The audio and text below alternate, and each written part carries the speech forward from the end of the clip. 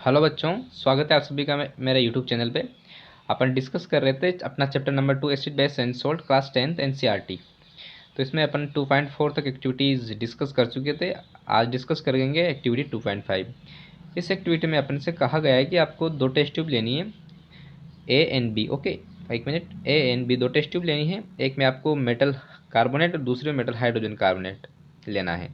जो मेटल में यहाँ सोडियम का है कार्बोनेट और दूसरे में सोडियम बाइकार्बोनेट लेना है। ठीक है, ये वाला लेना है एक में, ये वाला एक में लेना है, दूसरे टेस्ट ट्यूब में ये वाला लेना है। और दोनों में आपको 2-2 ml क्या डालने हैं, HCl डालने हैं। तो आपको क्या ऑब्जर्व हुआ है वो अपने को बताना है। तो मैं आपको बता दूं कि जब अपन सोडियम बाइकार्बोनेट और सोडियम कार्बोनेट दोनों टेस्ट ट्यूब में जब HCl डालते हो तो आप क्या देखते हो कि आपको CO2 गैस बाहर निकलती हुई दिखाई देती है। ठीक है, ये आपका पहला ऑब्जर्व होता है।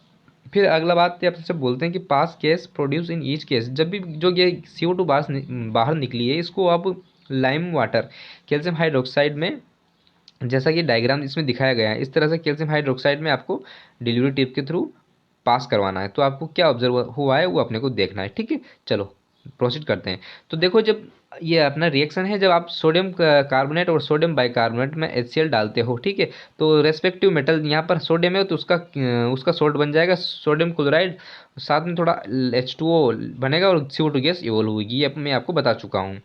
अब ये इन्होंने नेक्स्ट प्रोसेस क्या बोला था कि जो CO2 इवोल्व हुई है, तो जो CO2 इवोल्व हुई है उसको आपको क्या, लाइम जो वाटर है कैल्शियम हाइड्रोक्साइड, एक minute, lime water calcium hydroxide होता है, Ca, ये जो है कैल्शियम हाइड्रोक्साइड ये है, इसमें आपको पास जब करवाते हैं किसको, CO2 गैस को, तब आप क्या देखते हो कि कैल्शियम कार्बोनेट का एक वाइट पीपीटी बनता है। एक वाइट पीपीटी बन जाता है किसका, कैल्शियम कार्बोनेट का। ठीक है, ये जो गैस इवोल्व हुई है उसको जब आप लाइम वाटर से पास करवाते हो इस तरह के फॉर्मेट में, ये इसमें क्या है, कैल्शियम हाइड्रोक्साइड है इस, और इसमें से कार्बन डाइऑक्साइड गैस आएगी। जब ये कार्बन डाइऑक्साइड गैस इससे रिएक्ट करेगी तो आप क्या देखने को मिलेगा कि कैल्शियम कार्बोनेट का एक वाइट पीपीटी मिलेगा। किसका, कैल्शियम कार्बोनेट का वाइट वाइट पीपीटी आपको देखने को मिलेगा। ठीक है, ये तो अपन से ये पहली चीज़ बोलते हैं ये। अब उसके बाद क्या होता है कि जब आप कुछ थोड़ी देर तक और तो उसमें कैल्शियम ये कार्बन डाइऑक्साइड गैस को प्रवाह चालू रखते हो तो आप क्या देखते हो कि जो वाइट पीपीटी थी वो पीपीटी था जो कैल्शियम कार्बोनेट का, वो CO2 कुछ देर तक प्रवाहित, थोड़ा ज़्यादा देर तक उसमें जब उसका फ्लो चालू रखते हैं अपन तो कैल्शियम हाइड्रोजन कार्बोनेट बना लेता है, और वो जो वाइट पीपीटी था वो गायब हो जाता है और क्या बन जाता है, कैल्शियम हाइड्रोजन कार्बोनेट बन जाता है, जैसा कि रिएक्शन में बताया गया है। ठीक है, ये वाली रिएक्शन में जैसा बताया गया है। ठीक है, ये वाला चीज़।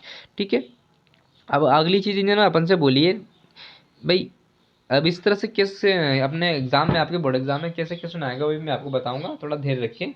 अब इन्होंने अपन से कहा है कि जो ये कैल्शियम कार्बोनेट है ये वाला, ये इसी को अपन क्या बोलते हैं, लाइमस्टोन बोलते हैं, चौक बोलते हैं, या फिर मार्बल जब अपना संगमरमर होता है उसका फॉर्मूला भी क्या होता है, कैल्शियम कार्बोनेट ही होता है। ठीक है, और दूसरी बात, अब अगला क्या क्या है, आपसे बेसिक रिएक्शन में ये पूछा जा सकता है कि मेटल कार्बोनेट और मेटल हाइड्रोजन कार्बोनेट, ये वाला जो बेसिक रिएक्शन है इसको आपको ध्यान रखना है।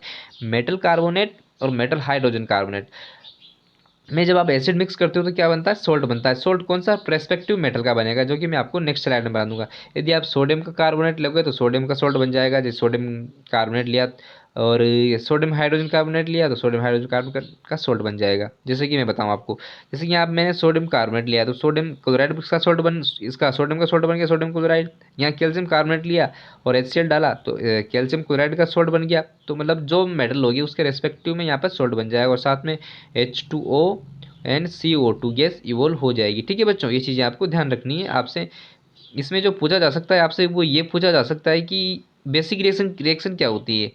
बेसिक रिएक्शन यही है, मेटल है कार्बोनेट और मेटल हाइड्रोजन कार्बोनेट जब रिएक्ट करते हैं किससे, एसिड से, एसिड से रिएक्ट करते हैं तो मेटल का रेस्पेक्टिव सोल्ट बनाते हैं, कार्बन डाइऑक्साइड बनाते हैं और वाटर बनाते हैं।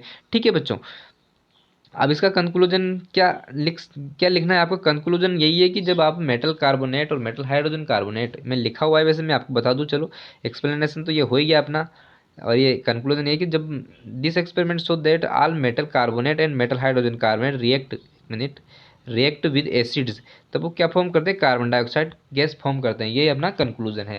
और जब ये फॉर्म हुई कार्बन डाइऑक्साइड को आप कैल्शियम हाइड्रोक्साइड से प्रवाह करवाते हो तो आप क्या देखते हो कि कैल्शियम कार्बोनेट का व्हाइट पीपीटी बनता है। दोबारा से बोल रहा हूँ मैं, कैल्शियम कार्बोनेट का व्हाइट पीपीटी बनता है, ये वाला।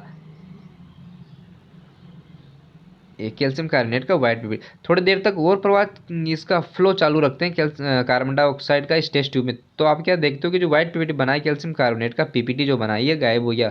क्यों? क्योंकि जो कैल्शियम कार्बोनेट में थोड़ी देर तक और CO2 का जब फ्लो चालू रखते हैं तो कैल्शियम हाइड्रोजन कार्बोनेट बन जाता है, जो कि वाटर में क्या होता है, सोल्यूबल होता है, विलेयशील होता है। तो अपने को जो पीपीटी था वो गायब हो जाता है। इस तरह से आपसे एग्जाम में पूछी जा सकती है। बेसिक रिएक्शन ये भी पूछी जा सकती है आपसे, या फिर बेसिक रिएक्शन ये वाली पूछी जा सकती है। और आपसे पूछा जा सकता है कि कैल्शियम कार्बोनेट क्या होता है, किसका फॉर्मूला होता है, तो आप क्या जवाब क्या होगा, संगमरमर का, चौक का और मार्बल ये लाइमस्टोन का। तो आपको ये चीज़ें ध्यान रखनी है।